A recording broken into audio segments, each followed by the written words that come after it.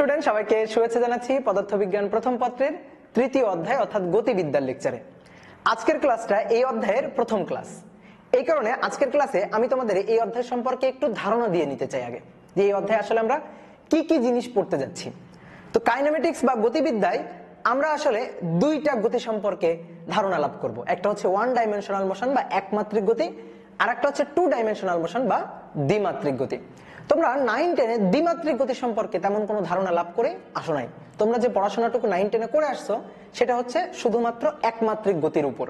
মানে তোমরা কিছু ম্যাথ করছো যে কোনো একটা গাড়ি একটা সরল রৈখিক পথে এক্স অক্ষ বরাবর গতিশীল, আবার কিছু ম্যাথ করছো যে কোনো একটা বস্তুকে উপরের দিকে নিক্ষেপ করছো বা উপর থেকে কোনো একটা বস্তুকে ফেলছো। এই সকল ক্ষেত্রে তোমরা গতির সূত্র খাটায় ম্যাথ করছো।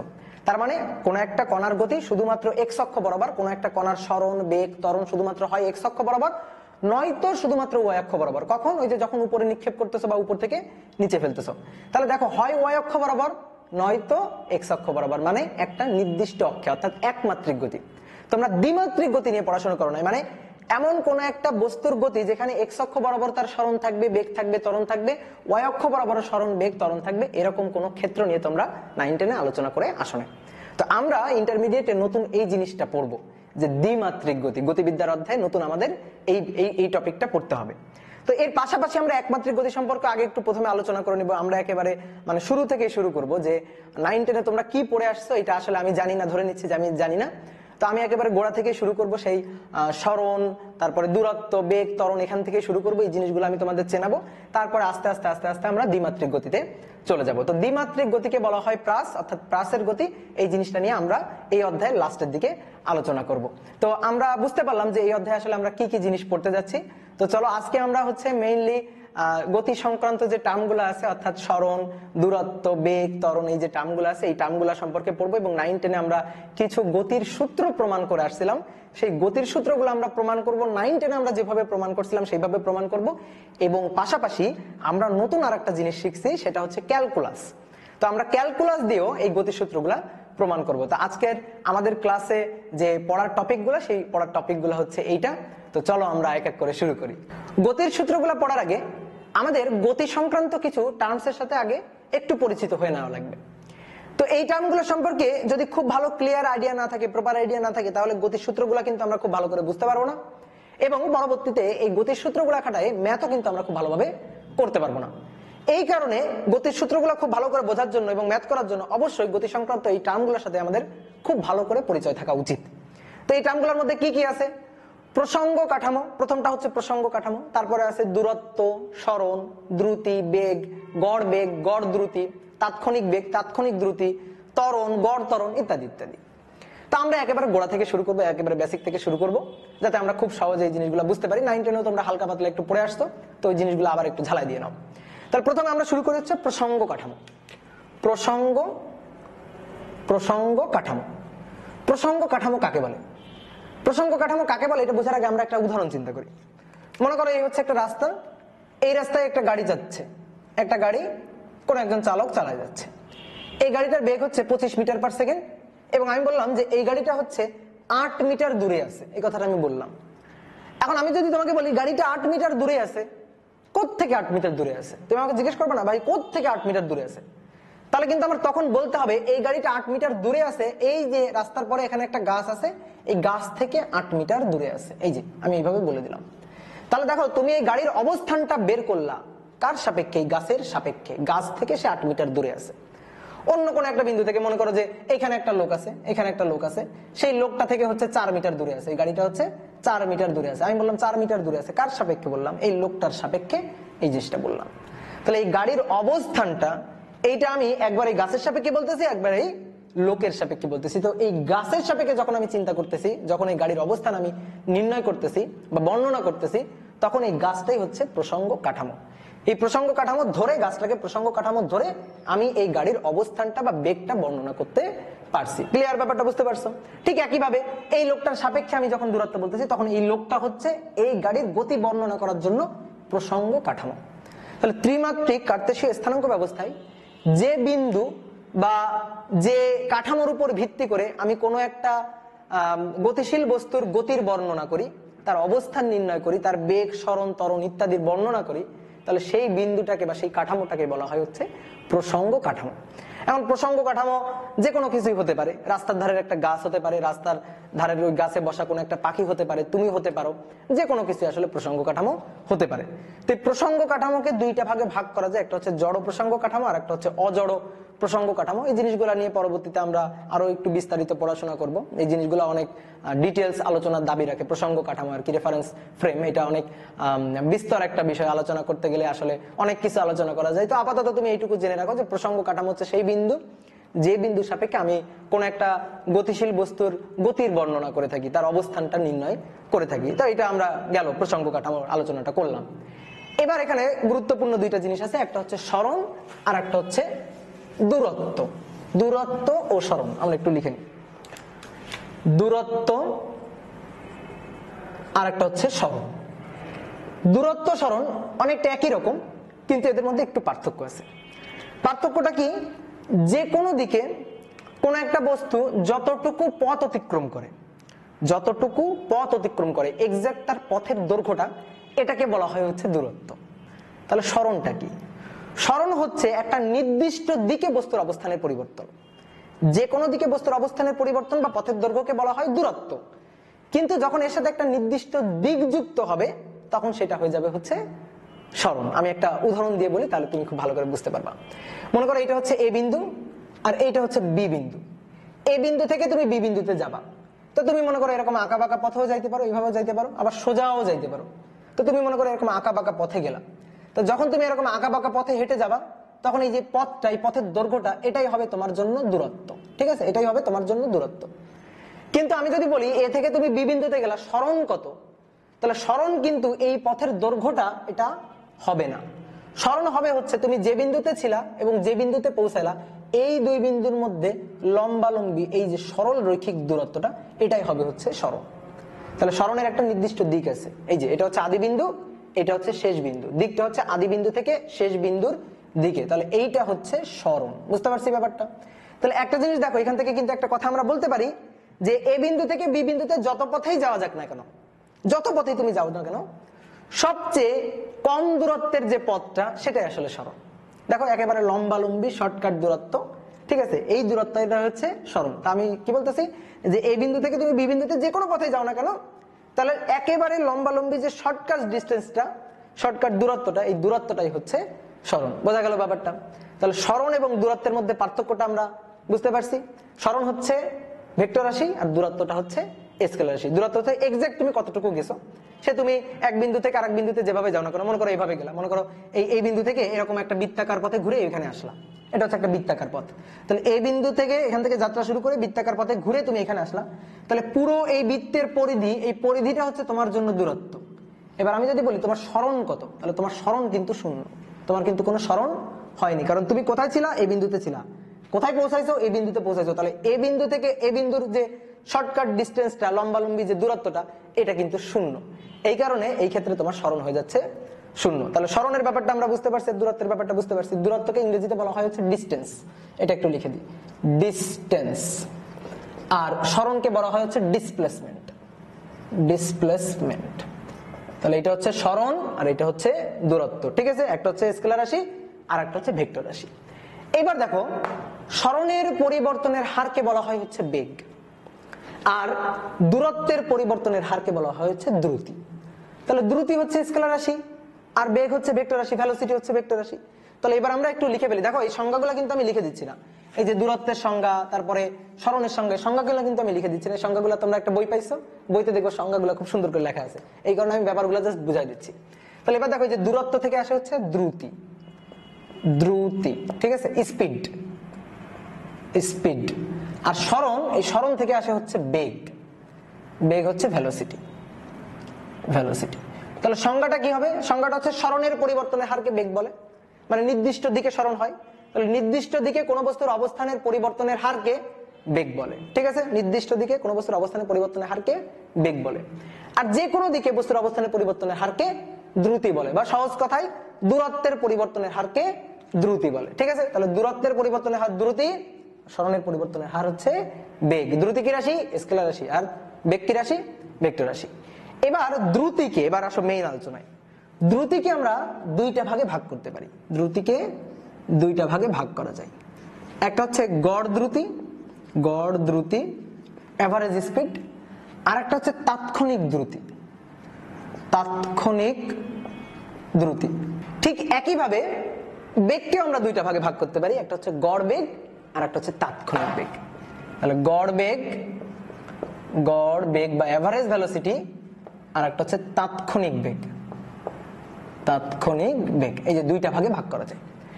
এখন কথা হচ্ছে গড় দ্রুতি কি, তাৎক্ষণিক দ্রুতি কি, গড় বেগ কি, তাৎক্ষণিক বেগ কি, এই জিনিসগুলো ডিটেলস এখন আমাদের আলোচনা করতে হবে। মেইন জিনিসের মধ্যে এখন আমরা যাচ্ছি। তো আমরা এখন ক্লিয়ার ভাবে একটু বোর্ডটা মুছে ক্লিয়ার ভাবে একটু লিখে প্রথমে আমরা গড় দ্রুতি এবং তাৎক্ষণিক দ্রুতি নিয়ে আলোচনা করব, তারপরে গড় বেগ এবং তাৎক্ষণিক বেগ নিয়ে আলোচনা করব। একটা আলোচনা করলে তুমি বুঝতে পারো। আমি যদি গড় দ্রুতি এবং তাৎক্ষণিক দ্রুতি আলোচনা করে দিই, তাহলে গড় বেগ এবং তাৎক্ষণিক বেগটাও তুমি সাথে সাথে বুঝতে পারবা। তো চলো আমরা প্রথমে হচ্ছে গড় দ্রুতি এবং তাৎক্ষণিক দ্রুতি নিয়ে আলোচনা করি। গড় দ্রুতি ও তাৎক্ষণিক দ্রুতি। দেখো আমরা আগে একটা উদাহরণ চিন্তা করি। মনে করো একটা গাড়ি ঢাকা থেকে রাজশাহী এসে পৌঁছাইছে। মনে করো দেশ ট্রাভেলস এর একটা গাড়ি ঢাকা থেকে যাত্রা শুরু করে রাজশাহী এসে পৌঁছাইছে। এখন ঢাকা থেকে রাজশাহী আসলে সে মোট যে দূরত্বটা অতিক্রম করলো, অর্থাৎ ঢাকা থেকে রাজশাহীর যে টোটাল দূরত্বটা, এটাকে যদি আমি টোটাল সময় দিয়ে ভাগ দিই, মানে তার আসতে যত সময় লাগলো, গাড়িটা পৌঁছাইতে যত সময় লাগলো, এই সময়টা দিয়ে ভাগ দিই, মোট দূরত্বকে মোট সময় দিয়ে ভাগ দিচ্ছি, তাহলে আমি যে জিনিসটা পাবো সেটাই হচ্ছে গড় দ্রুতি। মানে ঢাকা থেকে রাজশাহী আসতে গাড়িটা কত দ্রুতিতে আসছে, মানে এস্টিমেট ভ্যালুটা কত, সেটা আমরা বের করতেছি, একটা গড় মানটা বের করতেছি দূরত্বের পরিবর্তনের হারে। এটাই হচ্ছে গড় দ্রুতি। আমরা একটু চিত্র আঁকি। এটা হচ্ছে ঢাকা আর এটা হচ্ছে রাজশাহী। এখন ঢাকা থেকে রাজশাহী এসে পৌঁছাচ্ছে গাড়িটা। এটা মনে করো যে একটা গাড়ি ঢাকা থেকে যাত্রা শুরু করছিল, এখানে এসে পৌঁছাইছে। মোট যে সময় লাগছে, মোট সময় ধরো, মোট সময়টা এটাকে বললাম টি, এবং মোট যে দূরত্বটা অতিক্রম করছে ঢাকা থেকে রাজশাহীর টোটাল যে ডিস্টেন্সটা, সেটা হচ্ছে এস। এখন আমি মোট দূরত্বকে মোট সময় দিয়ে ভাগ দিব, তাহলে দূরত্বের পরিবর্তনের একটা হার পাবো আমি। এই যে দূরত্বের পরিবর্তনের হারটা পাচ্ছি, এটাকে বলা হচ্ছে গড় দ্রুতি। তাহলে গড় দ্রুতি এর সংজ্ঞাটা এবার আমরা একটু দিতে যাচ্ছি। গড় দ্রুতির সংজ্ঞাটা, এভারেজ স্পিডের সংজ্ঞাটা কি হবে? যে কোনো সময় ব্যবধানে কোন একটা বস্তুর মোট অতিক্রান্ত দূরত্বকে মোট সময় দিয়ে ভাগ দিলে, লিখে ফেলি, যে কোনো সময় ব্যবধানে, মানে যতটুকু সময় লাগুক না কেন, যে কোনো সময় ব্যবধানে কোন বস্তুর, কোন গতিশীল বস্তুর মোট অতিক্রান্ত দূরত্বকে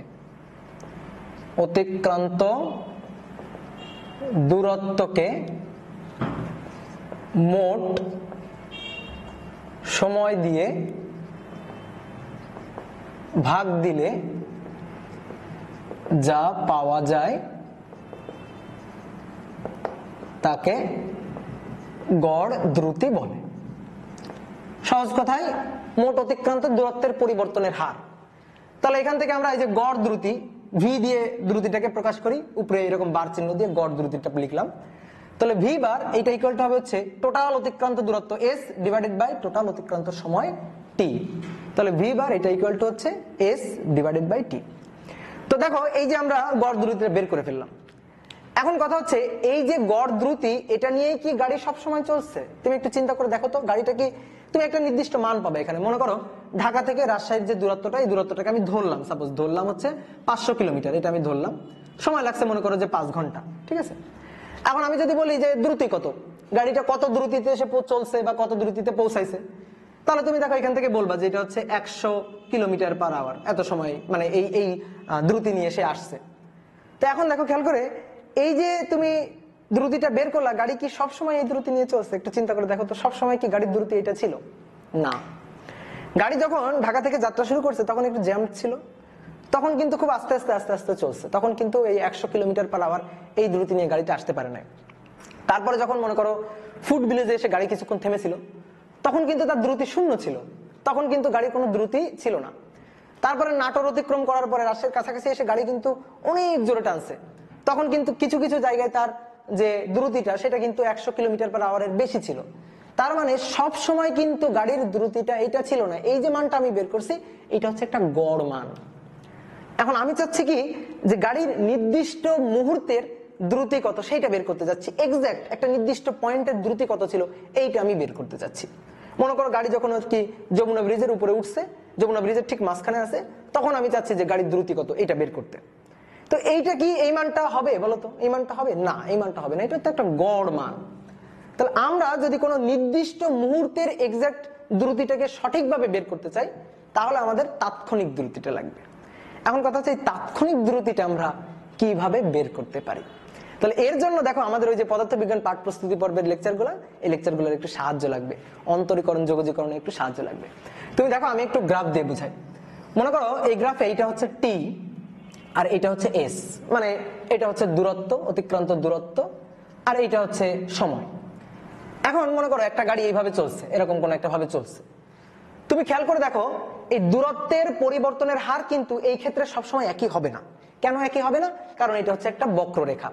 বক্ররেখার ঢাল কি সবসময় সেম হয় না, ঢাল কিন্তু সবসময় সেম হয় না, ঢাল এক একটা সময় এক এক রকম হয় বক্ররেখার জন্য। কিন্তু সরল রেখা হলে একই হইতো, যে সরল রেখা মনে করো এইটা হচ্ছে এস, এইটা হচ্ছে টি, মূলবিন্দুগামী এরকম একটা সরল রেখা হয়েছে। তাহলে এই ক্ষেত্রে দেখো এই ঢাল কিন্তু সবসময় একই, এক্স অক্ষের ধনাত্মক দিকের সাথে কোণ কিন্তু সবসময় সেম কোণ এবং তার ট্যান থিটা এটাও কিন্তু একই হবে। বাট যদি এরকম হয়, এরকম বক্ররেখা হয়, গাড়িটা যদি এরকম বক্ররেখার কোনো ফাংশন অনুযায়ী চলে, ঠিক আছে, কখনো মনে করো গাড়ি অনেক বেশি টান দিছে, আবার কখনো একটু আস্তে আস্তে টানতেছে, এরকম যদি হয় তাহলে সেই ক্ষেত্রে কিন্তু সব পয়েন্টে তার দ্রুতিটা সেম থাকবে না। কারণ সব পয়েন্টে দেখো এই যে দূরত্বের পরিবর্তনের হারটা কিন্তু একই আর হচ্ছে না। তাহলে এই সকল ক্ষেত্রে আমরা যদি কোনো একটা নির্দিষ্ট মুহূর্তের দ্রুতিটা বের করতে চাই তাহলে আমরা কি কাজ করতে পারি? নির্দিষ্ট মুহূর্তের দ্রুতি বের করা মানে কি? নির্দিষ্ট মুহূর্তের দ্রুতি বলতে আমরা কি বোঝাচ্ছি এখানে? ওই মুহূর্তের ঢাল চাচ্ছি, এই রেখার জন্য ওই মুহূর্তের ঢাল চাচ্ছি। তাহলে এবার তুমি বলো, আমি এত ডিটেলস কথা এখন আর বলবো না, তুমি বলো তোর কোনো একটা নির্দিষ্ট পয়েন্টের ঢাল যদি আমি এই বক্ররেখার জন্য বের করতে চাই কি করতে হয়? অন্তরীকরণ করতে হয়।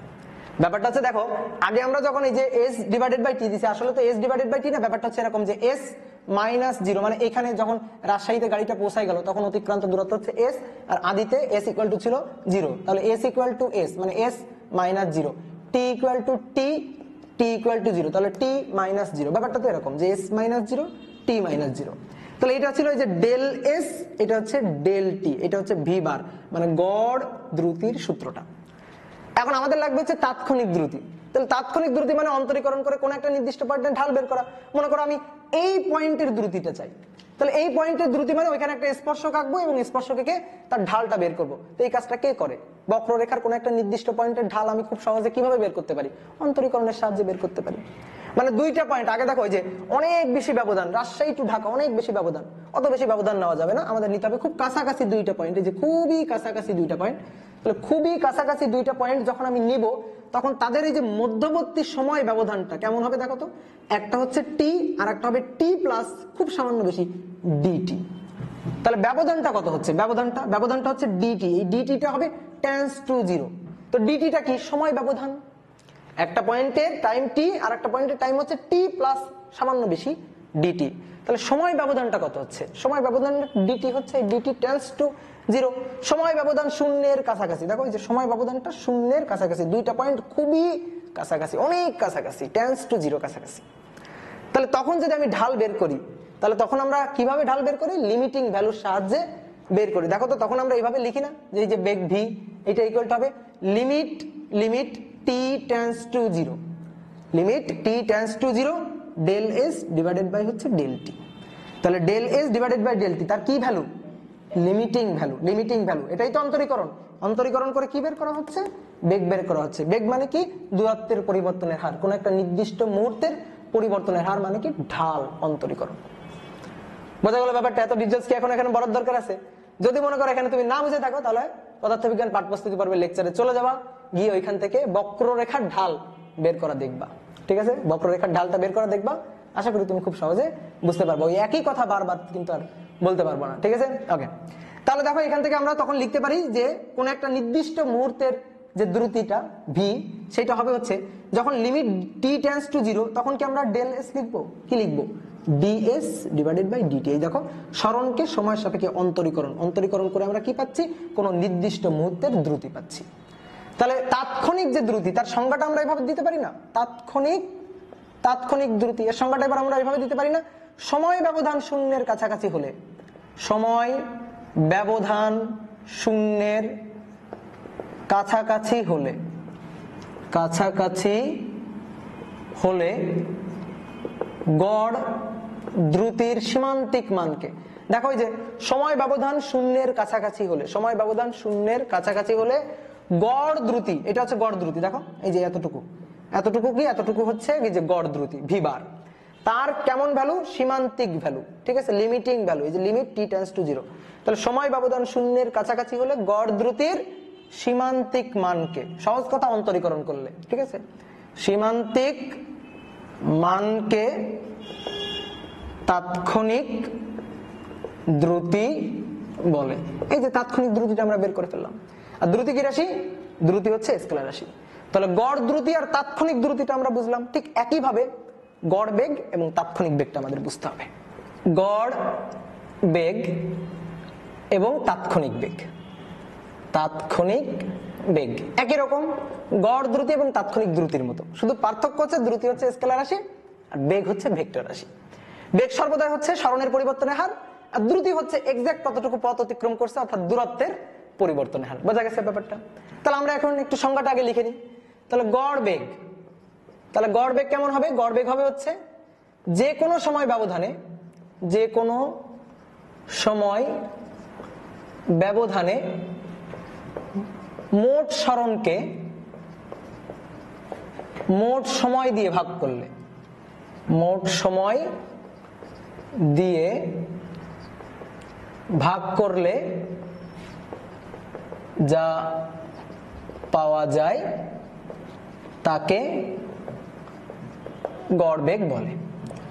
সহজ কথায় সরণের পরিবর্তনের হার, সেটাই হচ্ছে গড় বেগ, যেটাকে আমরা ভি বার দিয়ে প্রকাশ করি।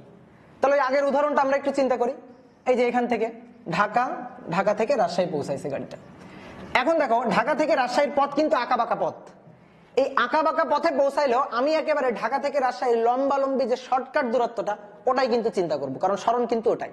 মানে ঢাকা থেকে রাজশাহী পৌঁছাইতে এরকম অনেক আঁকাবাঁকা পথ, কিন্তু এত আঁকাবাঁকা পথ না, আমি চিন্তা করবো ঢাকা থেকে রাজশাহীর একেবারে যে লম্বালম্বি শর্টকাট দূরত্ব, এটাকে আমি চিন্তা করবো, কারণ সরণ হচ্ছে সবসময় সরল রৈখিক পথে অতিক্রান্ত দূরত্বটা, এটাই কিন্তু সরণ। মাথায় রাখবা, জাস্ট পার্থক্য হচ্ছে এতটুকু, দ্রুতির সাথে বেগের পার্থক্যটা বা সরণের সাথে দূরত্বের পার্থক্যটা। তাহলে গাড়ি এখান থেকে যাত্রা শুরু করছিল, তাহলে এখান থেকে যখন যাত্রা শুরু করছিল তখন টি ইকুয়াল টু হচ্ছে 0 সময়, এখানে যখন গাড়িটা পৌঁছাইছে তখন টি ইকুয়াল টু টি সময়। এখানে যখন অতিক্রান্ত দূরত্ব এস ইকুয়াল টু 0 ছিল, এখানে যখন ছিল তখন অতিক্রান্ত দূরত্ব বা সরণ আর কি, এক্ষেত্রে সরণ, তাহলে এস ইকুয়াল টু হচ্ছে এস, এস ইকুয়াল টু হচ্ছে এস। তাহলে সরণটা কি? সরণ হচ্ছে লম্বালম্বি, ঢাকা টু রাজশাহী লম্বালম্বি অতিক্রান্ত দূরত্বটা, একেবারে শর্টকাট দূরত্বটা। তুমি ম্যাপের উপর থেকে ঢাকা থেকে রাজশাহী স্কেল ধরে যদি একেবারে সরল রৈখিক দাগ টেনে দাও, তাহলে যে পথটা হবে, যে পথের দৈর্ঘ্য, ওটাই হচ্ছে সরণ। কিন্তু এক্সাক্ট পথ তো এরকম আঁকাবাঁকা পথ। তাহলে আমরা আসলে যে হিসাবটা করি সেটা হচ্ছে দূরত্বের হিসাব, দ্রুতির হিসাব। বুঝতে পারছো? আমরা এক্স্যাক্টলি আসলে যেটা করি সেটা আসলে দূরত্ব এবং দ্রুতির হিসাবটা আমরা করি। তো এখন আমরা হচ্ছে বেগের হিসাব বা সরণের হিসাবটা করতেছি। তাহলে এবার একটু খেয়াল করে দেখো, টোটাল অতিক্রান্ত সরণ, তাহলে S minus 0, S minus 0, total অতিক্রান্ত সময় টি মাইনাস 0, টি মাইনাস 0। বা এমন হতে পারে T final T initial, S final S initial, এভাবে লিখতে পারো। তাহলে একবার আমরা এভাবে বলতে পারি ভি বার এটা ইকুয়াল টু হচ্ছে ডেল এস ডিভাইডেড বাই হচ্ছে ডেল টি। এইটা হচ্ছে গড় বেগ, গড় বেগের সূত্র হচ্ছে এইটা। এখন গাড়ি কি সবসময় গড় বেগ নিয়ে চলছে? মনে করো গড় বেগের একটা মান পাবো, যে আগের মতো 500 কিলোমিটার, তাকে আমি ভাগ দিলাম 5 ঘন্টা দিয়ে, টোটাল অতিক্রান্ত সরণ ধরো যে 500 কিলোমিটার, সময় লাগছে 5 ঘন্টা, ভাগ দিলাম, পাইলাম 100 কিলোমিটার পার আওয়ার। এইটা হবে হচ্ছে গড় বেগ। কিন্তু গাড়ি কি সবসময় এই বেগ নিয়ে চলছে? না, গাড়ি কিছু সময় আসতে, কিছু সময় থেমেছিল, কিছু সময় অনেক দ্রুত চলছে। তাহলে কোন একটা নির্দিষ্ট মুহূর্তের যদি আমি বেগ চাই, তাহলে আমার যাইতে হবে হচ্ছে তাৎক্ষণিক বেগে। এবং কোন একটা নির্দিষ্ট মুহূর্তের যদি আমি বেগ চাই, তাহলে তার জন্য আমার অবশ্যই অন্তরীকরণ করতে হবে কাকে? সরণের ফাংশনটাকে। তুমি দেখো আমি একটু চিত্র আঁকি এখানে। এইটা হচ্ছে সরণ এস, আর এখানে হচ্ছে আমি সময় নিলাম টি। মনে করো পথটা হচ্ছে এরকম, গাড়িটা আসছে এরকম একটা ফাংশন অনুযায়ী। আমি মনে করো এই মুহূর্তের ঠিক এই পয়েন্টের বেগ কত, এইটা চাইলাম। তাহলে আমি এইখান থেকে এই পর্যন্ত টোটাল সরণকে টোটাল সময় দিয়ে ভাগ করলে কি হবে? টোটাল মনে করো এই পর্যন্ত টোটাল সরণ হচ্ছে এইটা, এতটুকু, আর এখানে সময় হচ্ছে এইটা, এই যে এতটুকু সময়, এটা ভাগ করলে কি হবে? না, এটা ভাগ করলে এই টোটাল সরণকে আমি টোটাল সময় দিয়ে ভাগ করলে যেটা পাবো সেটা পাবো হচ্ছে গড়। সেটা একমাত্র এক ক্ষেত্রে তাৎক্ষণিক মানের সমান হইতে পারে, সেটা হচ্ছে সরল রৈখিক ক্ষেত্রে। তুমি দেখো এরকম সরল রৈখিক ক্ষেত্র যদি হতো, তাহলে আমি এই যে টোটাল সরণ, মনে করো এতটুকু টোটাল সরণ, এটাকে আমি টোটাল সময় যে এতটুকু সময় দিয়ে ভাগ দিচ্ছি, অর্থাৎ সরণ হচ্ছে এতটুকু সময় দিয়ে ভাগ দিচ্ছি, তাহলে এই কোণের ট্যান থিটা পাবো। ট্যান থিটা এটা ইকুয়াল টু যে লম্ব বাই ভূমি, তাহলে লম্ব বাই ভূমি ট্যান থিটা পাচ্ছি, মানে ঢাল পাচ্ছি। এই ঢালটাই হচ্ছে দেখো যে সরণের পরিবর্তনের হার বেগ নির্দেশ করতেছে। কেমন বেগ? গড় বেগ। তো একমাত্র সরল রৈখিক ক্ষেত্রে দেখো প্রত্যেকটা পয়েন্টের ঢাল সমান, অর্থাৎ প্রত্যেকটা পয়েন্টের বেগ সমান। কিন্তু যদি এরকম বক্ররেখা হয়, ফাংশনটা যদি এরকম বক্ররেখা হয়, প্রত্যেকটা পয়েন্টের বেগ কি সমান হবে না। তাহলে তখন আমি যদি এরকম টোটাল দূরত্বকে, টোটাল সরণকে আর কি টোটাল সময় দিয়ে ভাগ দিই, তাহলে যেটা পাবো সেটা গড়, ওটা তাৎক্ষণিক না, নির্দিষ্ট মুহূর্তেরটা চাই। তাহলে কি কাজ করতে পারি? তাহলে ওই পয়েন্টের কাছাকাছি আর একটা পয়েন্ট নিব, খুবই কাছাকাছি আর একটা পয়েন্ট, তাদের মধ্যবর্তী সময় ব্যবধানটা হবে শূন্যের কাছাকাছি। যত বেশি কাছাকাছি নিব তত কিন্তু আমি এক্সাক্ট মানের কাছের দিকে চলে যাবো। ওই যে ঢাল নির্ণয় করার সময় তোমাদের আমি পড়াইছিলাম। তাহলে একটা পয়েন্ট হবে হচ্ছে টি, এবং আরেকটা পয়েন্ট, এই যে পয়েন্টটা, এই পয়েন্টটা হবে টি প্লাস ডিটি। তারপর এখানে একটা স্পর্শক এঁকে তার ঢালটা আমি বের করব।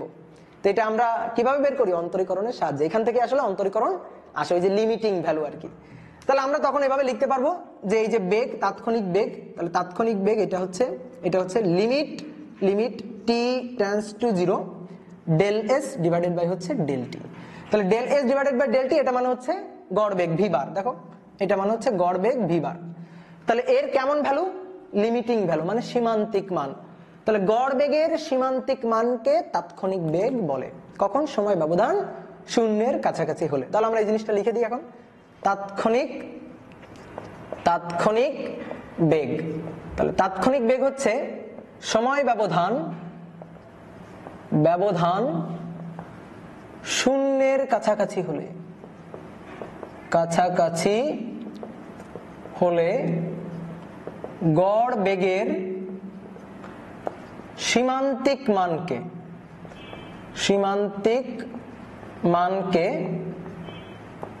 তাৎক্ষণিক বেগ বলে। গড় বেগের সীমান্তিক মান, এটা দেখো এই যে গড় বেগ তার সীমান্তিক মান, তাহলে অর্থাৎ ভি, এই যে সীমান্তিক মান, এটা মানে আসলে অন্তরীকরণ। এখান থেকেই তো আসে লিমিটিং ভ্যালু, এখান থেকেই তো অন্তরীকরণ আসে। তাহলে একবার আমরা লিখতে পারি ডিএস ডিটি। তাহলে সরণের পরিবর্তনের হার, এভাবে তখন আমরা বলবো যে সরণকে সময়ের সাপেক্ষে অন্তরীকরণ করলে বেগ পাওয়া যায়, এবং ওই বেগটাই হচ্ছে তাৎক্ষণিক বেগ। আর নরমালি বেগ বলতে আমরা তাৎক্ষণিক বেগকেই বুঝি। আমি যদি বলি বেগ, তার মানে তাৎক্ষণিক বেগ। আমি যদি বলি দ্রুতি, তার মানে তাৎক্ষণিক দ্রুতি। বেগ বলতে আমরা তাৎক্ষণিক বেগকেই বুঝি, আর দ্রুতি বলতে আমরা তাৎক্ষণিক দ্রুতিকেই বুঝি। ক্লিয়ার? ব্যাপারটা বুঝতে পারলাম?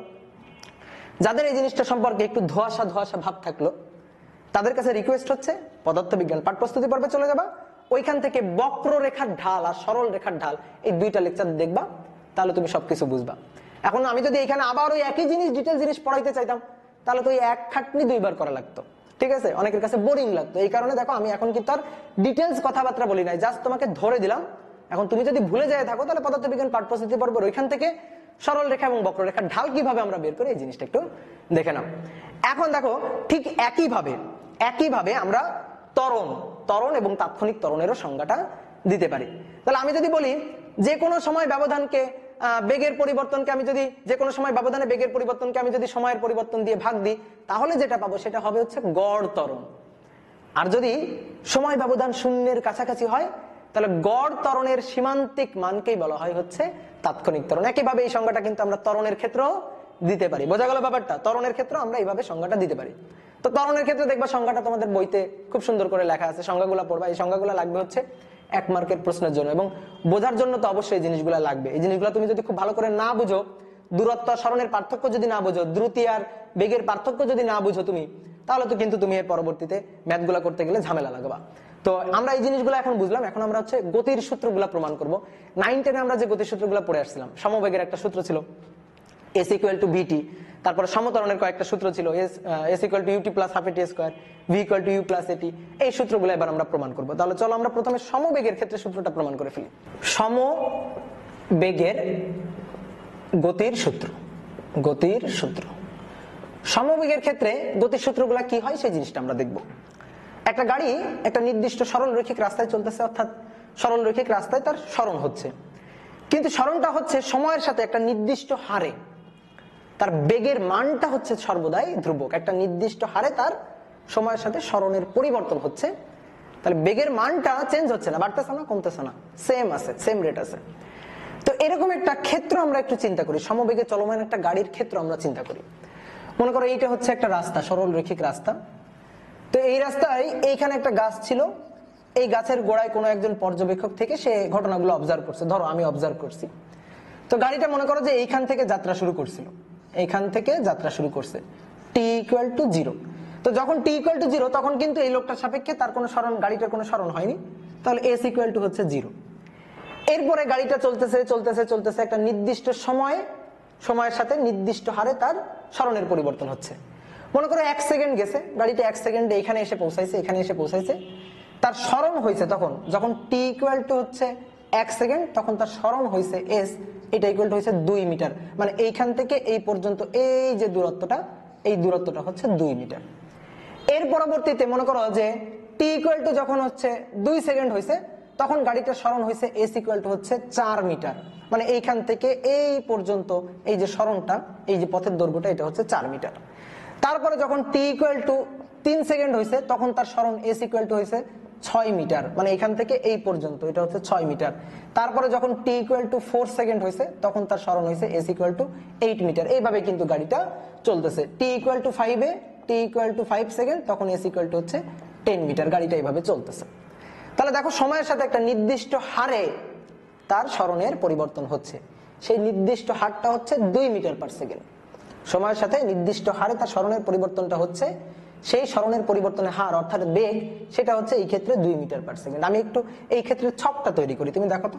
আমি মনে করি যে এই লোকটাই তো আমি ছিলাম।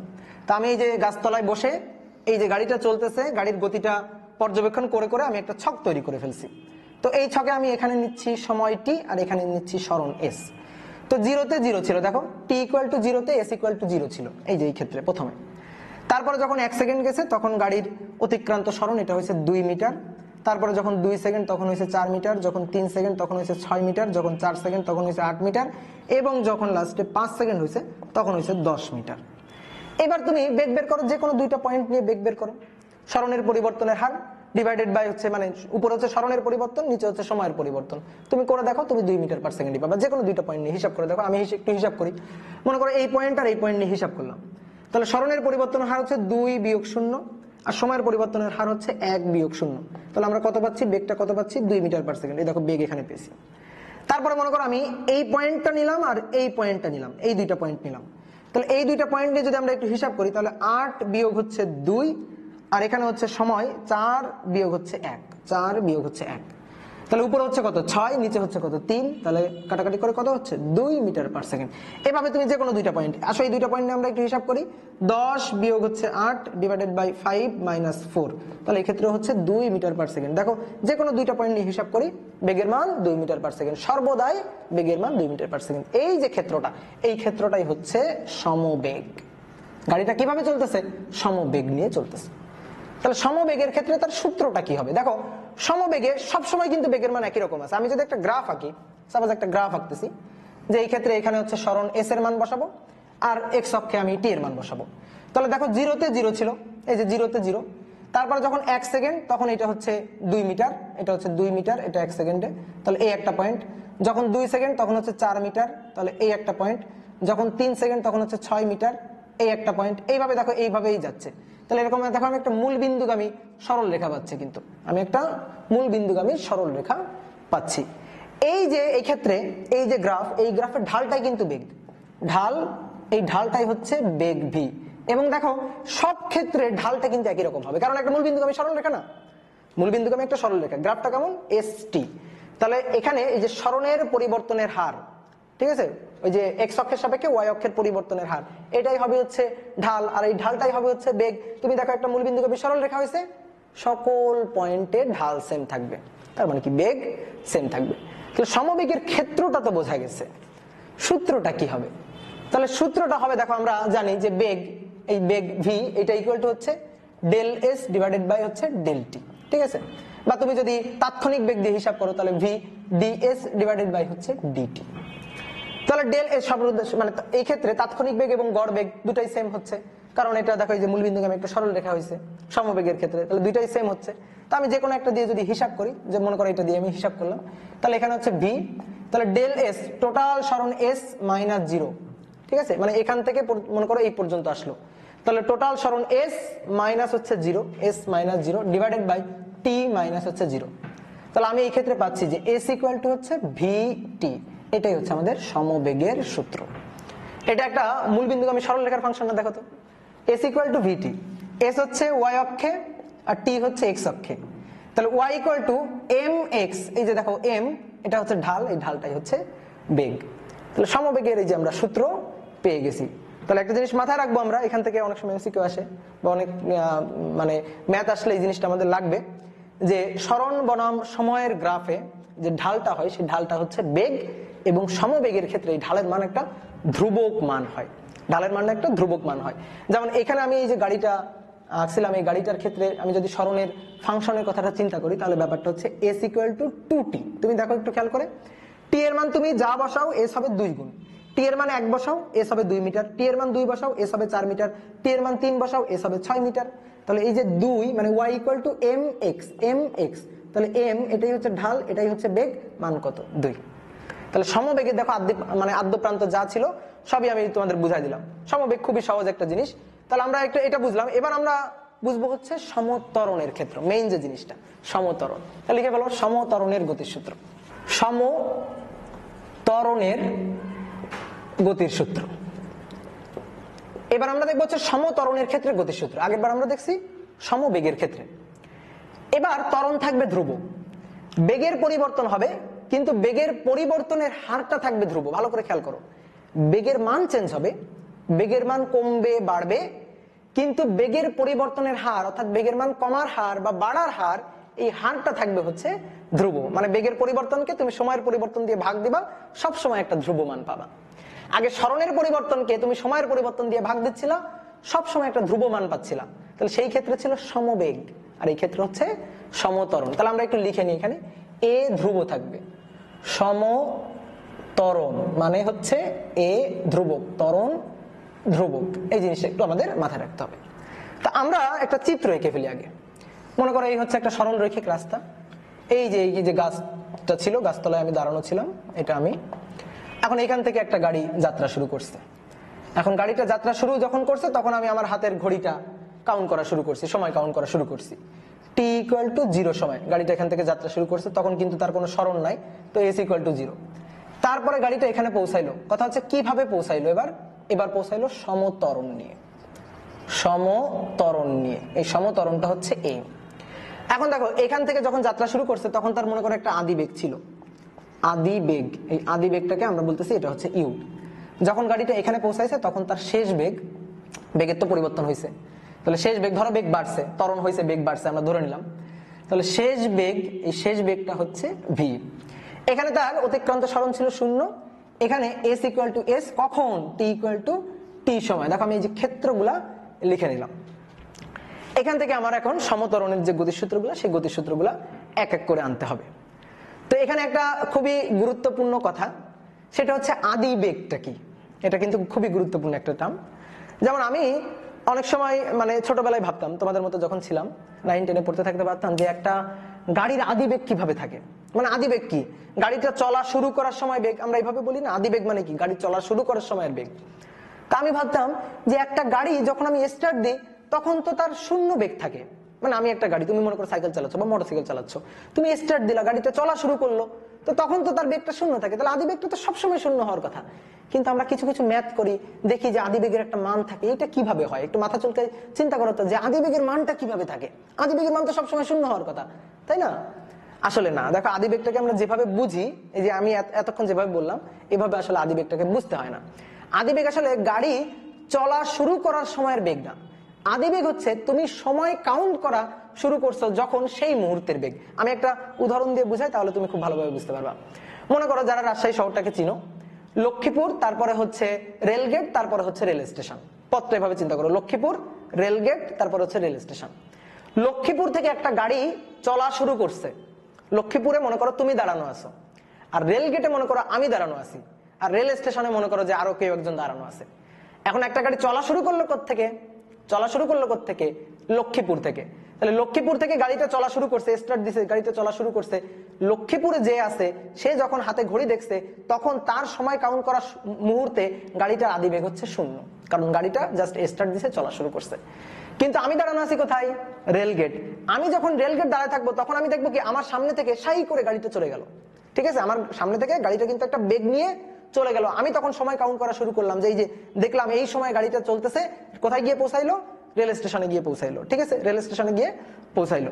তাহলে আমি যখন সময় কাউন্ট করতেছি তখন কিন্তু আমি গাড়িটাকে গতিশীল দেখছি। তাহলে আমি সময় কাউন্ট করার মুহূর্তে গাড়িটার যে বেগ সেটা হচ্ছে আমার জন্য আদিবেগ, ঠিক আছে? আমি পর্যবেক্ষক হিসেবে গাড়ির যে বেগটা কাউন্ট করছি তখন সময় কাউন্ট করার মুহূর্তে তখন সেই বেগটা হচ্ছে আদিবেগ। বুঝতে পারছো? এখন মনে করো মানে রেল স্টেশনে যখন পৌঁছাইলো তখন রেল স্টেশনের জোন সে যদি লক্ষ্মীপুরের জোনের সাপেক্ষে হিসাব করে তাহলে লক্ষ্মীপুরের জোনের সাপেক্ষে তার আদিবেগ, ওই গাড়িটার আদিবেগ ছিল 0। আর সে যদি রেল গেটে আমি দাঁড়াই আছি আমার সাপেক্ষে যদি সে চিন্তা করে তাহলে কিন্তু গাড়ির একটা আদিবেগ থাকবে। সহজ কথায় গাড়ির আদিবেগটা বলতে আমরা বুঝি সময় কাউন্ট করার মুহূর্তে বেগ, গাড়ি চলা শুরু করার মুহূর্তের বেগ কিন্তু আদিবেগ না। এই ব্যাপারটা একটু খেয়াল রাখবা। বুঝতে পারছি ব্যাপারটা? এখন আসো আমরা গতিসূত্র প্রমাণ করব সমতরণের ক্ষেত্রে। প্রথম যে সূত্রটা, 1 নম্বর যে সূত্রটা, সেটা হচ্ছে খুব সহজ একটা সূত্র, v = u + at। এই সূত্রটা আমরা প্রমাণ করব। তো দেখো এটা হচ্ছে এর পরিচয় হচ্ছে ত্বরণ, সমতরণ, u হচ্ছে আদিবেগ, v হচ্ছে শেষ বেগ, t হচ্ছে সময়, যতক্ষণ গাড়ি চলছে আর কি, এখান থেকে এই পর্যন্ত যাইতে যে সময়টা লাগছে সেই সময়টা হচ্ছে t। এবার আসো ত্বরণের যে সূত্রটা আমরা জানি, ত্বরণ। তাহলে ত্বরণের সূত্র হচ্ছে তাৎক্ষণিক ত্বরণ বা ত্বরণ। ত্বরণের সূত্র হচ্ছে যে সময় ব্যবধান 0-এর কাছাকাছি হলে গড় ত্বরণের সীমান্তিক মান, বা এইভাবে আমরা লিখতে পারি dv / হচ্ছে dt। আর দেখো যেহেতু সমতরণ, তাহলে সমতরণের ক্ষেত্রে গড় ত্বরণ এবং তাৎক্ষণিক ত্বরণ দুটাই একই হবে। তো এটাকে আমরা এই যে dv / dt এভাবেও কিন্তু লিখতে পারি। তাহলে এটা হচ্ছে বেগের পরিবর্তন আর এটা হচ্ছে সময়ের পরিবর্তন। তাহলে দেখো a = Δv / হচ্ছে Δt। তাহলে Δv এটা = বেগের পরিবর্তন, শেষ বেগ কত? v, আদিবেগ কত? u। তাহলে বেগের পরিবর্তন v - u। সবসময় আমরা পরিবর্তন নিলে শেষ বিয়োগ আদি নিব, dt বা Δt। তাহলে এটা হচ্ছে t, এই যে শেষ সময় t - 0, t - 0, এটা = হচ্ছে a। এবার দেখো কি হলো, এর সাথে কোনাকুনি গুণ করে দাও, এর সাথে গুণ হবে t। তাহলে at এটা = হচ্ছে v - u, ইউটাকে এই পাশে নিয়ে আসো জাস্ট। তাহলে v = u + at, এই যে প্রমাণ হয়ে গেছে যে v = u + at। তাহলে সমতরণের ক্ষেত্রে শেষ বেগ এটা সমান আদিবেগ প্লাস a, মানে সমতরণ গুণ হচ্ছে সময়। তাহলে এটা হচ্ছে সমতরণের ক্ষেত্রে প্রথম সূত্রটা আমরা প্রমাণ করে ফেলছি। আর একটা সহজ সূত্র আছে, এটা হচ্ছে s = u + v / 2 × t। এই সূত্রটা আমাদের প্রমাণ করতে হবে, এটা আমরা 9 10 প্রমাণ করছি। এটা আমরা কিভাবে প্রমাণ করতে পারি? দেখো আমরা যদি গড় বেগের সূত্র লিখি, গড় বেগ v বার, এটা = হচ্ছে মোট সরণ / হচ্ছে মোট সময়। আমি যদি তোমাকে জিজ্ঞেস করি বলো গড় বেগ কি, তাহলে গড় বেগ কি? মোট সরণকে মোট সময় দিয়ে ভাগ দিব। তাহলে এখানে দেখি তো আমরা মোট সরণটা কত, এটা একটু আমরা দেখি তো। মোট সরণ হচ্ছে s, এই যে s / মোট সময় দিয়ে ভাগ দিব, সরি মোট সময় হবে। তাহলে মোট সময় কত লাগছে? মোট সময় লাগছে t, তাহলে s / হচ্ছে t। তাহলে এখানে আমরা দেখো এই জিনিসটা লিখতে পারি, s = v বার * হচ্ছে t। v বারের পরিচয়টা কি? গড় বেগ। v বারটা কি? এটা হচ্ছে গড় বেগ। এবার এখানে একটা গুরুত্বপূর্ণ কথা, গাড়ি যদি সরল রৈখিক পথে চলে, গাড়ির বেগ যদি একদিকে থাকে, দেখো তো এখানে গাড়িটা সরল রৈখিক পথে চলছে, অবশ্যই চলতে হবে, সরল রৈখিক পথে চলতে হবে, কারণ সরণ বেগ এইগুলা ক্ষেত্র। তাহলে গাড়ি যদি একটা সরল রৈখিক পথে চলে, এই ক্ষেত্রে যদি তার বেগের অভিমুখ চেঞ্জ না হয়, মানে এখানে গাড়ির আদিবেগ যেদিকে ছিল, দেখো আদিবেগ u যেদিকে ছিল, এখানে কিন্তু এই যে শেষ বেগ vটাও ওই একই দিকেই আছে। তাহলে এভাবে যদি গাড়িটা সমতরণে চলে, খেয়াল করো তিনটা কথা, সমতরণে চলে এবং সরল রৈখিক পথে চলে, বেগের অভিমুখ যদি চেঞ্জ না হয়, তাহলে সেই ক্ষেত্রে গড় বেগ হবে আদিবেগ প্লাস শেষ বেগের গড়, মানে আদিবেগ এবং শেষ বেগ যোগ করে 2 দিয়ে ভাগ দিলে যা পাবো সেটাই হবে হচ্ছে গড় বেগ, মানে মধ্যবেগ। অনেক সময় এটাকে মধ্যবেগও বলা হয়। তাহলে গড় বেগ v বার এটা হবে হচ্ছে u + v / হচ্ছে 2, আদিবেগ প্লাস শেষ বেগ তাকে ভাগ দিচ্ছি 2 দিয়ে। তাহলে এই যে বেগ দুইটার গড় এটাই হচ্ছে গড় বেগ। কোন ক্ষেত্রে হবে? সমতরণের ক্ষেত্রে সরল রৈখিক পথে চলতে হবে এবং দুইটা বেগের অভিমুখ থাকতে হবে একই দিকে, তাহলে আমরা এই জিনিসটা লিখতে পারি। এটাকে কিন্তু মধ্যবেগও বলা হয়, ঠিক আছে? এই জিনিসটা মাথায় রাখবা। এবার এই মানটা আমরা এখানে বসাই দিই। তাহলে এখানে বসাই দিলে s ইকুয়াল টু, দেখো এই মানটা বসাই দিচ্ছি, তাহলে u plus v divided by 2 into হচ্ছে t। এই যে এই সূত্রটা আমরা প্রমাণ করে ফেললাম, গতির এই একটা সূত্র। এবার আরো দুইটা গুরুত্বপূর্ণ সূত্র আছে, তার মধ্যে একটা সূত্র হচ্ছে s equal two ut plus half at square. এইটা আমাদের প্রমাণ করতে হবে যে সমত্বরণে চলমান কোনো গাড়ির, চলমান কোনো কণার সরণ, এটা সমান সমান ut plus half at square. এটা মেইনলি যে সমত্বরণে চলমান কোনো কণার সরণের ফাংশন আর কি। তো এইটা আমাদের প্রমাণ করতে হবে। এইটা আমরা কিভাবে প্রমাণ করতে পারি? দেখো, এবার আমরা যতগুলো সূত্রই প্রমাণ করব, এই দুইটা সূত্রকে কাজে লাগাই, এইটা আর এইটা, এই দুইটা সূত্রকে কাজে লাগাই ওই সূত্রটা আমরা খুব সহজে প্রমাণ করতে পারি। দেখো, এখানে আমরা আনছিলাম যে s equal to v bar into t। তো এটা আমরা এই যে গড় বেগ থেকে আনছিলাম, এই যে গড় বেগ এটা থেকে আনছিলাম। তাহলে গড় বেগ থেকে, গড় বেগ এইটা থেকে আমরা পাইতে পারি যে v বার এটা equal to s divided by t। তাহলে অতএব s equal to v bar into t। এখন তুমি দেখো s equal to v bar, এই v বারের মানটা আমি এখান থেকে বসাই দিলাম যে v বার এটা ইকুয়াল টু হচ্ছে u plus v divided by 2 into হচ্ছে t।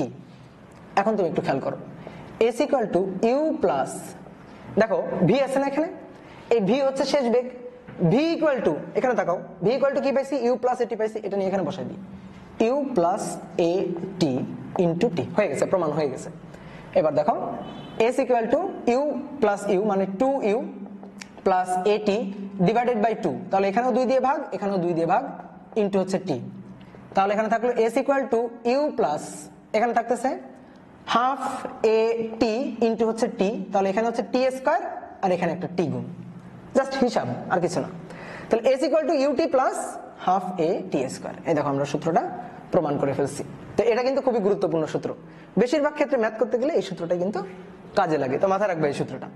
আরেকটা সূত্র আমাদের ছিল, আমরা পড়ে আসছিলাম 9-10-এ, সেটা হচ্ছে v square equal to u square plus 2as। এটাও আমরা ওই যে দুইটা সূত্র, প্রথমে যে দুইটা সূত্র প্রমাণ করছি, এই দুইটা সূত্র থেকেই আনতে পারি। তো দেখো ওই যে একইভাবে গড় বেগ, গড় বেগ, এই গড় বেগ v বার এটা ইকুয়াল টু হচ্ছে s ডিভাইডেড বাই t। তাহলে এখান থেকে আমরা লিখতে পারি s equal to v bar into t। তাহলে s equal to v bar মানে u plus v divided by 2, আর t, t এর মানটা আমরা বসাবো। দেখো একটু খেয়াল করো, v equal to u plus at, তাহলে at equal to v minus u, তাহলে t equal to v minus u divided by a, t equal to v minus u divided by a। এখানে যে t এর মানটা বসাবো, v minus u divided by হচ্ছে a, এই যে বসাই দিলাম। এখন তুমি খেয়াল করো, s ইকুয়াল টু এখানে v plus u divided by 2 আর এখানে v minus u divided by a, গুণ করে দাও।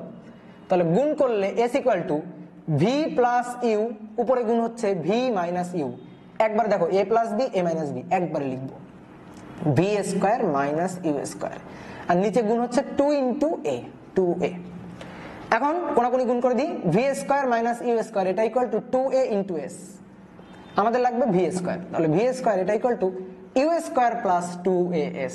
তাহলে দেখো এই যে গতির সূত্রগুলো, চারটা সূত্র, এই চারটা সূত্র আমরা প্রমাণ করে ফেললাম। প্রমাণ আমাদের তেমন বেশি লাগবে না, আমাদের এই সূত্রগুলো খাটায় ম্যাথ করতে হবে। তো সূত্রগুলো প্রমাণ তো আগে বুঝতে হবে, সূত্রগুলো কিভাবে আসলো, কোত্থেকে আসলো, এই জিনিসগুলো তো আগে আমাদের অবশ্যই বুঝতে হবে। তো এই জিনিসগুলো আমরা বুঝছি, তো সূত্রগুলো ভালো করে তোলো আগে। এবার এই যে সূত্রগুলো আমরা প্রমাণ করলাম, এই সূত্রগুলো আমরা ক্যালকুলাসের সাহায্যে প্রমাণ করতে পারি। এগুলো তো 9-10-এ প্রমাণ করছিলাম, এভাবে 9-10-এ প্রমাণ করছিলাম। তো এই জিনিসটা আমরা আবার একটু দেখালাম, কিন্তু আমাদের মেইন কাজ হচ্ছে আমরা এখন ইন্টারে উঠছি না, এখন আমাদের একটু মনে করো যে হায়ার মেথড খাটায়, হ্যাঁ হায়ার মেথড প্রসেস বা একটু বড় সড়ো প্রসেস খাটায়, হ্যাঁ যে জিনিসগুলো আমরা ইন্টারে শিখছি, এই জিনিসগুলো খাটায় এই সূত্রগুলো একটু প্রমাণ করতে পারলে ভালো হইতো।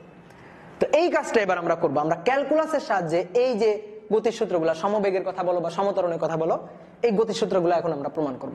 তো চলো ক্যালকুলাসের সাহায্যে আমরা প্রমাণ করি এবার। ক্যালকুলাসের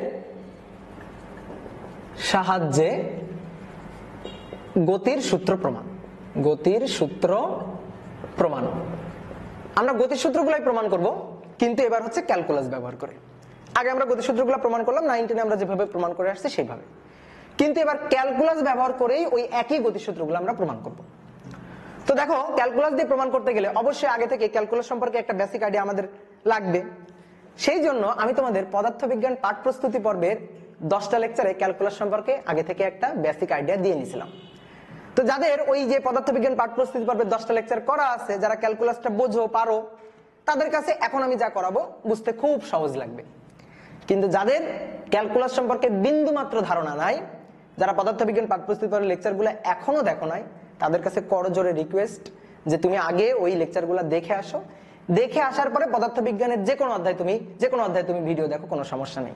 কিন্তু তুমি ক্যালকুলাস ছাড়া একটা অধ্যায়, পদার্থবিজ্ঞানের একটা অধ্যায় খুব ভালোভাবে বুঝতে বা ফিল নিয়ে পড়তে পারবা না। এই কারণে তোমার প্রথম কাজই হচ্ছে পদার্থবিজ্ঞান পাঠ প্রস্তুতি পর্বের লেকচারগুলো ভালো করে বুঝে দেখে আসা। ঠিক আছে? তো যারা দেখো নাই তারা দেখে আসবা, তারপরে এই ভিডিওটা দেখবা। তো আমরা ক্যালকুলাস ব্যবহার করে গতিসূত্রগুলো প্রমাণ করব। তো প্রথমে আমরা সমবেগের সূত্রটা প্রমাণ করি। তাহলে সমবেগে গতির একটাই সূত্র ছিল, আমরা একটু লিখে নিই। সমবেগের গতির সূত্র, এই সূত্রটা হচ্ছে s = vt। এই সূত্রটা আমরা প্রমাণ করব। তো এই সূত্রটা প্রমাণ করার জন্য আমরা আগে একটা চিত্র এঁকে নিই, একটা দৃশ্যকল্প এঁকে নিই, তারপর আমরা প্রমাণ করি। প্রমাণ করতে খুব সহজ হবে। দৃশ্যকল্পটা হচ্ছে এমন, এটা হচ্ছে একটা সরল রৈখিক রাস্তা। এই রাস্তায় মনে করো যে এখানে একটা গাছ আছে, এই গাছের গোড়ায় কেউ একজন দাঁড়ানো ছিল, এই হচ্ছে অবজারভার, যে ঘটনাগুলা অবজার্ভ করতেছে। তো এখান থেকে মনে করো যে এই অবজারভারের কাছে এখান থেকে একটা গাড়ি সরল রৈখিক পথে যাত্রা শুরু করলো। যখনই যাত্রা শুরু করলো, সে সময় কাউন্ট করা শুরু করলো, তার মানে এখানে t = হচ্ছে 0, এখান থেকে যাত্রা শুরু করছে। গাড়িটা এখান থেকে কিছু সময় পর এখানে এসে পৌঁছালো। যখন এখানে এসে পৌঁছাইলো, তখন t = t সময়ে সে কিন্তু s দূরত্ব অতিক্রম করে আসলো, বা s সরণ অতিক্রম করে আসলো। এই যে অতিক্রান্ত দূরত্বটা বা সরণটা, সেটা হচ্ছে s। তো দেখো, প্রশ্ন হচ্ছে গাড়িটা এখানে পৌঁছাইলো কিভাবে, গাড়িটা চলছে কিভাবে? গাড়িটা চলছে হচ্ছে সমবেগে, বলা আছে সমবেগে, তার মানে v কনস্ট্যান্ট, একটা নির্দিষ্ট বেগ নিয়ে কিন্তু গাড়িটা এখানে পৌঁছাইছে। বেগের কিন্তু কোনো চেঞ্জ হয়নি, প্রত্যেকটা মুহূর্তে গাড়ির বেগ কিন্তু একই ছিল। তাহলে যেহেতু অবজারভার এখান থেকে কাউন্ট করতেছে, যখন গাড়িটা যাত্রা শুরু করলো তখন কিন্তু এই গাড়ির কোনো অতিক্রান্ত সরণ নাই, তাহলে s = হচ্ছে 0। তারপরে গাড়িটা যখন এখানে পৌঁছাইলো, তখন অতিক্রান্ত সরণ আছে, তখন s = হচ্ছে s। এটা হচ্ছে আমাদের দৃশ্যকল্প। এবার আমরা খুব সহজে প্রমাণ করতে পারবো। তো দেখো, আমরা বেগের সূত্র জানি, তাৎক্ষণিক বেগের যে সূত্র জানি, সেটা হচ্ছে সময় ব্যবধান শূন্যের কাছাকাছি হলে গড় বেগের সীমান্তিক মানকে, সীমান্তিক মান মানে কি, লিমিটিং ভ্যালু, এটাকে বলা হয় হচ্ছে তাৎক্ষণিক বেগ বা বেগ। সহজ কথায়, সরণকে যদি সময়ের সাপেক্ষে অন্তরীকরণ করা যায় তাহলে আমরা বেগ পাই। তাহলে আমরা একটু বেগের সূত্রটা লিখে ফেলি। তো তাৎক্ষণিক বেগের বা বেগের সূত্রটা v, এটা = হচ্ছে ds / হচ্ছে dt। কি করলাম আমরা, এই যে গাড়িটার যে সরণ, এই সরণের ক্ষুদ্র একটা পোর্শন নিলাম, এই যে খুবই ক্ষুদ্র একটা পোর্শন, এটা হচ্ছে ds, শূন্যের কাছাকাছি। এই ds সরণ এর জন্য সময় লাগলো হচ্ছে dt, এই অতিক্রান্ত সরণের জন্য সময় সেটা হচ্ছে dt, ক্ষুদ্র সরণের জন্য ক্ষুদ্র সময়। তাহলে বেগ, তাৎক্ষণিক বেগ v, এটা হবে ds / dt। এখন আমি এখান থেকে সরণের ফাংশনটা চাই, সরণের সূত্রটা চাই, যে সমবেগে সরণের সূত্রটা কেমন হবে। দেখো, আমি এই কাজটা করতে পারি কিনা, আমি এভাবে কোনাকুনি গুণ করে ds = v dt এটা লিখতে পারি কিনা, জাস্ট কোনাকুনি গুণ করলাম, পারি এটা লিখতে। এখন আমাদের লাগবে হচ্ছে সরণের সূত্র। পাইছি হচ্ছে আমরা ds, কিন্তু আমরা ds চাই না, আমরা চাই হচ্ছে s, টোটাল সরণ চাই।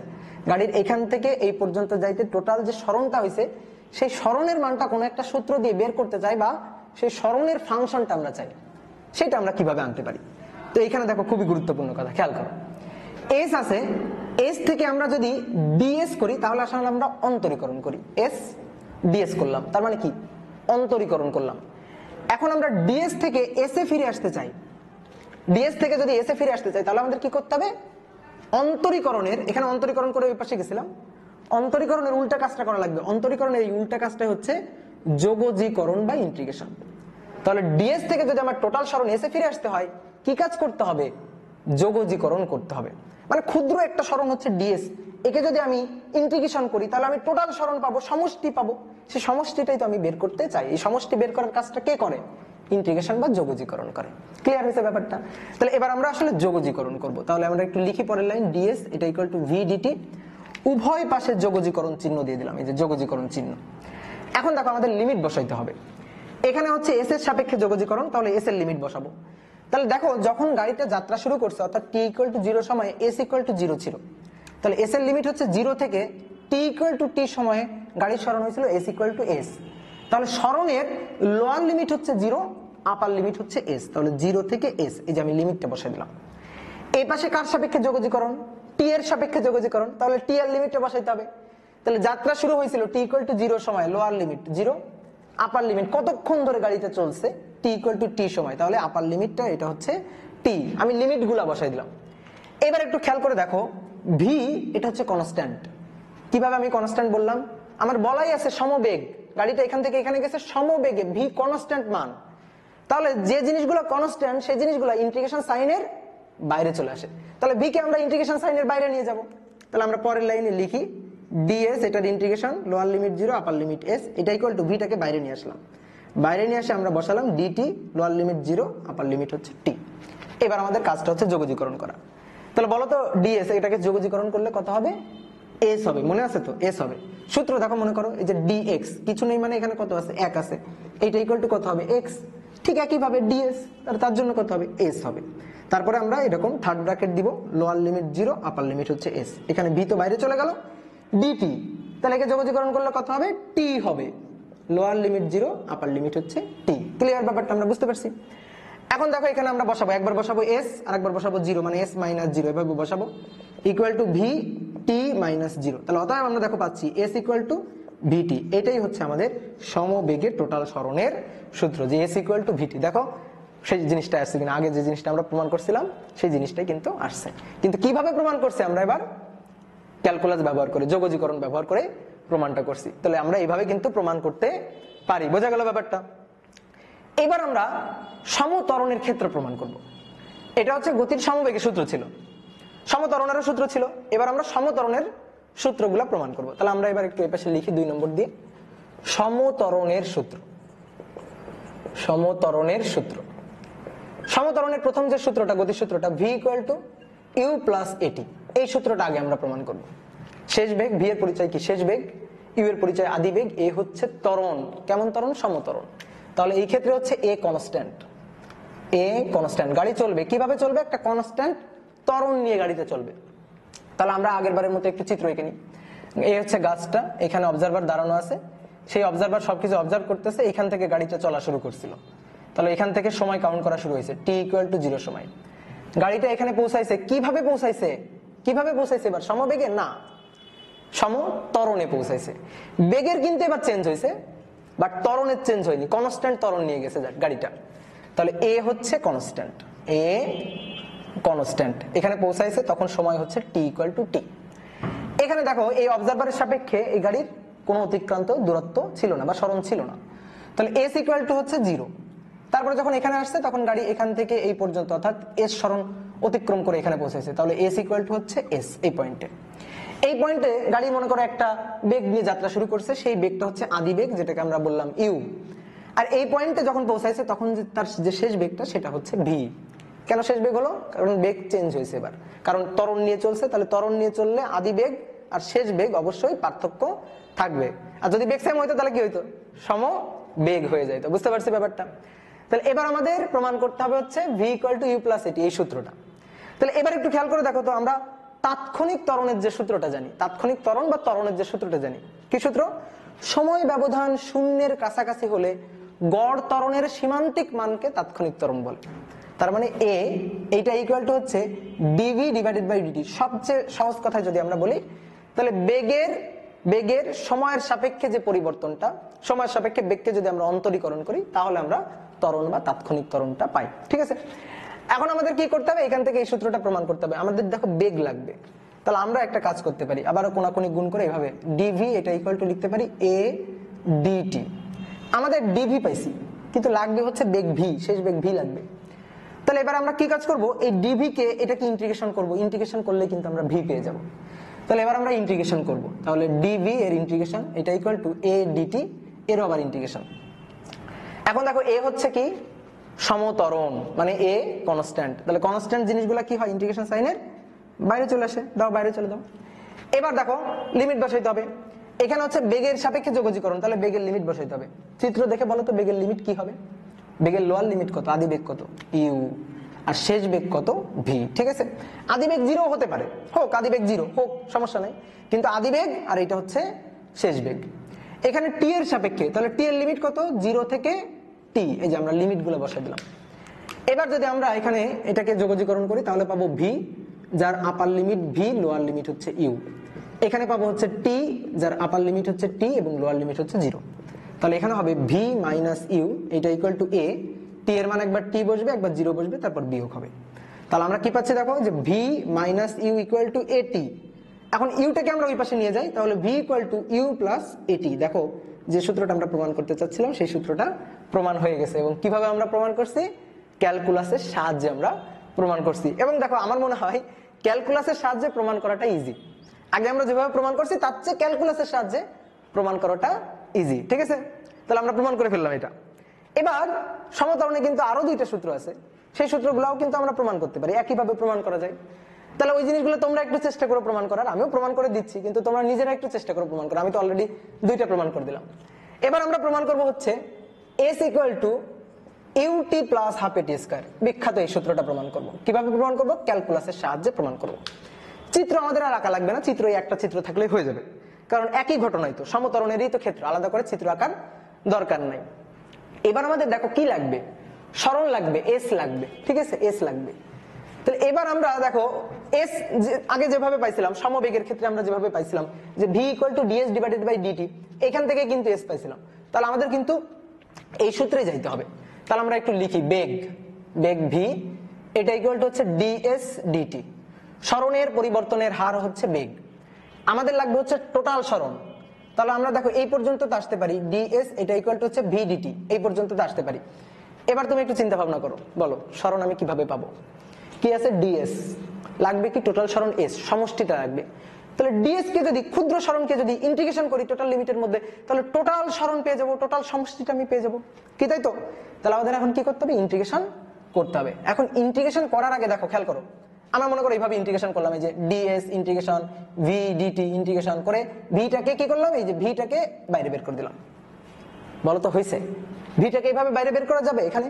না, ভিটাকে এইভাবে বাইরে বের করা যাবে না। কেন যাবে না? কারণ ভি এখানে কনস্ট্যান্ট না। ভি কি সমবেগ?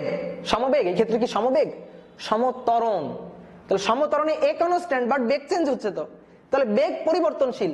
তাহলে বেগকে কনস্ট্যান্ট হিসেবে আমি বাইরে বের করে দিতে পারবো না। তাহলে এইভাবে কিন্তু প্রমাণ করা যাবে না। এভাবে যদি আমি প্রমাণ করি তাহলে তো সমবেগের সূত্র প্রমাণ হয়ে যাবে।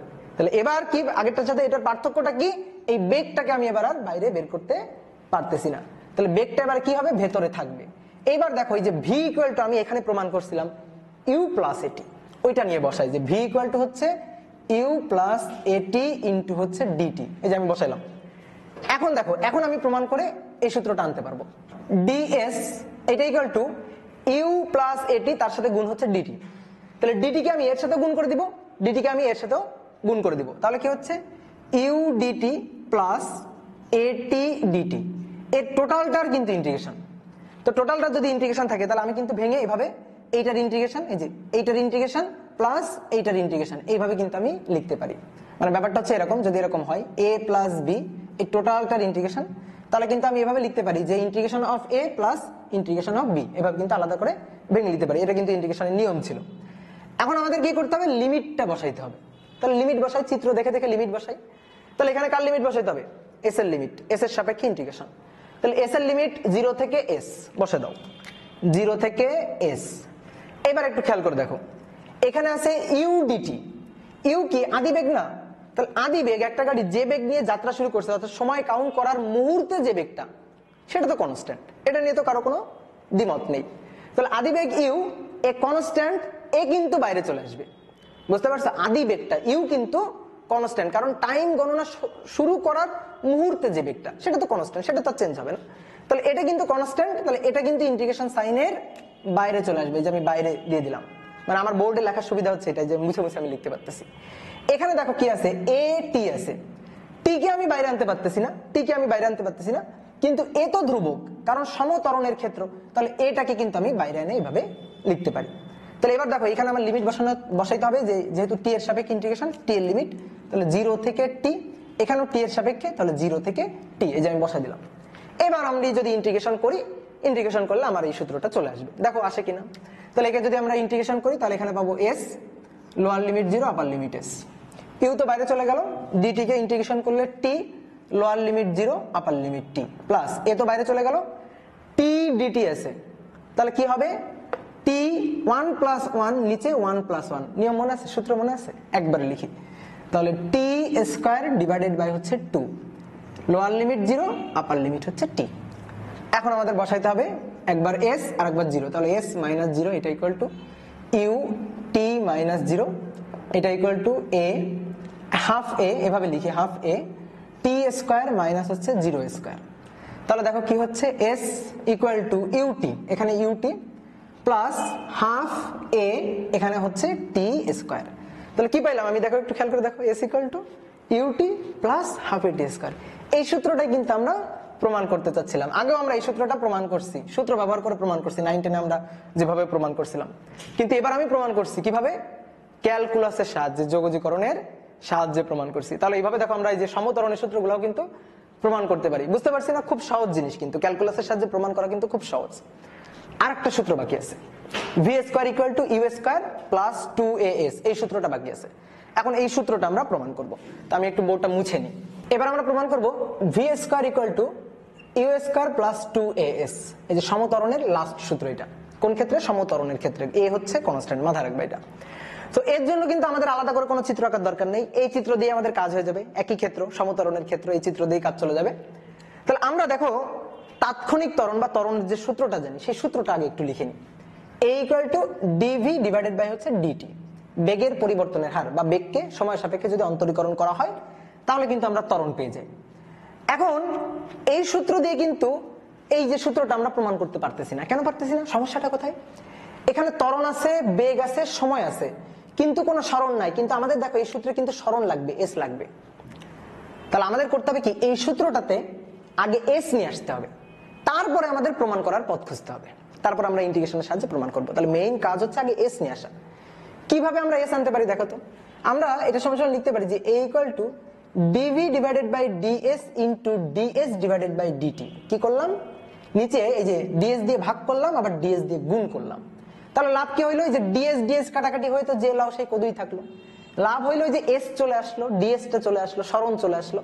তখন আমরা কি করবো, এই যে ডিএস ডিভাইডেড বাই ডিটি এটাকে লিখবো হচ্ছে বেগ হিসেবে। দেখো সরণের পরিবর্তনের হার কার সাপেক্ষে, সময়ের সাপেক্ষে, তাহলে সময়ের সাপেক্ষে সরণের পরিবর্তনের হার মানে কি, বেগ। তাহলে এইটা সমান সমান আমরা লিখতে পারি বেগ ভি। তাহলে a equal to d v divided by d s into বেগ ভি। তাহলে দেখো এবার এখানে বেগ আছে, সরণ আছে, ত্বরণ আছে, সময় নাই, এই যে সময়টাকে তারাই দিলাম। দেখো আমার এই উপরের সূত্রে কিন্তু সময় ছিল না, তাহলে সময়টাকে তারাই দিলাম, তারাই দিয়ে নিয়ে আসলাম হচ্ছে সরণকে। এবার আমি এখান থেকে প্রমাণ করতে পারবো, ইন্টিগ্রেশন করে প্রমাণ করলে উপরের সূত্রটা চলে আসবে। এবার কিন্তু তুমিও প্রমাণ করতে পারবা। তাহলে আমরা একটু একটা কাজ করি, কোনাকুনি গুণ করি, কারণ কোনাকুনি গুণ করলে কি হয়, এ ডিএস এটা ইকুয়াল টু হয় ভি ডিভি, ঠিক আছে, কোনাকুনি গুণ করলাম। এবার আমাদের কাজ হবে ইন্টিগ্রেশন করা। এই যে দেখো ডিএস আছে, তাহলে ইন্টিগ্রেশন করলে কিন্তু আমি এস পেয়ে যাবো, ডিএস খুব ক্ষুদ্র সরণ, একে যদি ইন্টিগ্রেশন করি টোটাল লিমিটের মধ্যে, তাহলে টোটাল সরণ এস আমি পেয়ে যাবো। এবার আমাদের কাজ হচ্ছে জাস্ট ইন্টিগ্রেশন করা। ইন্টিগ্রেশন সাইনের বাইরে কে কে চলে আসবে, যারা কনস্ট্যান্ট, যারা ধ্রুবক, তারা কিন্তু ইন্টিগ্রেশন সাইনের বাইরে চলে আসবে। তা আমরা একটা কাজ করি, উভয় পক্ষে ইন্টিগ্রেশন করে দিই। এবার দেখো এই যে ইন্টিগ্রেশন সাইনের মধ্যে ত্বরণ আছে, তো ত্বরণ তো ধ্রুবক, কারণ সমত্বরণের ক্ষেত্র, তাহলে ত্বরণটাকে বাইরে নিয়ে আসবো, ত্বরণটাকে যে বাইরে পাঠিয়ে দিলাম, তাহলে ইন্টিগ্রেশন অফ ডিএস। এখানে কিন্তু বেগ ভি এটাকে আমি বাইরে পাঠাইতে পারবো না, কেন, বেগ তো চেঞ্জ হইতেছে, বেগ তো ধ্রুবক না, তাহলে বেগ কিন্তু ইন্টিগ্রেশন সাইনের মধ্যেই থাকবে। আমরা একটু এবার লিমিট বসাই দিই, তো তার জন্য আমরা একটু চিত্রে তাকাই। এখানে দেখো এস এর সাপেক্ষে যোগজীকরণ, এস এর লিমিট বসাইতে হবে। তাহলে টি ইকুয়াল টু 0 সময় এস ইকুয়াল টু কত ছিল, 0, তাহলে এস এর লিমিট দেখো 0 থেকে এস, লিমিটটা বসাই দিই, 0 থেকে S, lower limit 0 upper limit S. এখানে কার লিমিট বসাবো, বেগের লিমিট বসাবো, এই যে বেগের সাপেক্ষে যোগজীকরণ। তাহলে দেখো তো টি ইকুয়াল টু 0 সময় যে বেগ ছিল আদি বেগ ইউ, তাহলে লোয়ার লিমিট, বেগের lower limit u, upper limit হচ্ছে শেষ বেগ ভি। ক্লিয়ার, লিমিটটা আমরা বসাই দিলাম। এবার দেখো এ ডিএস যোগজীকরণ করলে আমরা পাবো s, lower limit 0 upper limit s, v d v, তাহলে v 1 plus 1 divided by 1 plus 1, একবারে লিখি v square divided by 2, lower limit হচ্ছে ইউ এবং আপার লিমিট হচ্ছে শেষ বেগ ভি। এখন এ এস মাইনাস 0, এখানে 1 ডিভাইডেড বাই 2 হাফ বাইরে চলে আসলো, একবার হচ্ছে ভি স্কয়ার আর একবার হচ্ছে ইউ স্কয়ার। আমি একটা কাজ করি, 2 কে এই পাশে গুণ করে লিখে দিই, তাহলে 2as এইটা ইকুয়াল টু হচ্ছে v square minus u square. U স্কয়ারটাকে এই পাশে পাঠাই দিই, ইউ স্কয়ার থেকে এই পাশে পাঠাই দিই, তাহলে দেখো তো কি হচ্ছে, এই পাশে পড়ে থাকতেছে ভি স্কয়ার এটা equal to u square plus u square এই পাশে চলে আসলো প্লাস 2as। দেখো এই জিনিসটা কিন্তু আমরা প্রমাণ করতে চাইছিলাম, গতির এই সূত্রটাই আমরা প্রমাণ করতে চাইছিলাম যে v square equal to u square plus 2as। কিভাবে প্রমাণ করছি? ক্যালকুলাসের সাহায্য নিয়ে প্রমাণ করছি। এবং দেখো ক্যালকুলাসের সাহায্যেই কিন্তু সবচেয়ে, আমার মনে হয় সবচেয়ে সহজভাবে প্রমাণ করা গেছে। তাহলে ক্যালকুলাসের সাহায্যে আমরা এই যে গতির সূত্রগুলা, এই সূত্রগুলা কিন্তু প্রমাণ করতে পারি এবং প্রমাণ করে ফেলছি অলরেডি। তাহলে তোমরা এই জিনিসগুলো একটু আবার দেখবা, নিজেরা একটু প্রমাণ করার চেষ্টা করবা যে কিভাবে ক্যালকুলাসের সাহায্যে প্রমাণ করা যায়। ক্যালকুলাস এমন একটা জিনিস, খুব কঠিন কঠিন কাজগুলোও সহজ করে দেয় এবং অলরেডি আমরা দেখছি ক্যালকুলাসের এরকম অনেক ব্যবহার দেখছি। তো এর পরবর্তীতে আজকে তো আমরা সূত্রের প্রমাণগুলো করলাম, এর পরবর্তীতে এই সূত্রগুলা খাটায় কিভাবে ম্যাথ করা যায় এই জিনিসগুলো দেখবো। এবং আমরা 9-10 কিছু ম্যাথ করে আসছি, ওই ম্যাথগুলো একটু দেখবো এবং নতুন নতুন আরো কিছু কনসেপচুয়াল ম্যাথ যেগুলো আছে এগুলা করা শুরু করবো পরবর্তী লেকচারে। তো আজকের ক্লাসটা এই পর্যন্ত, ধন্যবাদ সবাইকে।